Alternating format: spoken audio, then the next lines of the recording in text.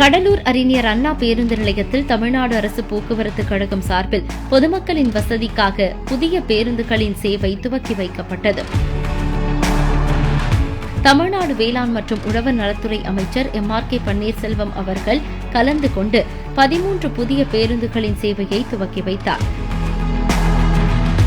மாவட்ட ஆட்சியர் CP ஆதித்ய செந்தில்குமார் தலைமையிலும் கடலூர் சட்டமன்ற உறுப்பினர் கோ ஐயப்பன் முன்னிலையிலும் நடைபெற்ற இவ்விழாவில் அமைச்சர் அவர்கள் பேருந்துகளின் சேவையை கொடியசைத்து துவக்கி வைத்தார். இந்நிகழ்ச்சியில் தமிழ்நாடு அரசு போக்குவரத்து கழகம் விழுப்புரம் லிமிடெட், கடலூர் மண்டல பொது மேலாளர் மு. ராகவன் மற்றும் போக்குவரத்து கழக அலுவலர்கள், நகராட்சி அலுவலர்கள், உள்ளாட்சி பிரதிநிதிகள், கழக நிர்வாகிகள் என பலரும் பங்கேற்றனர்.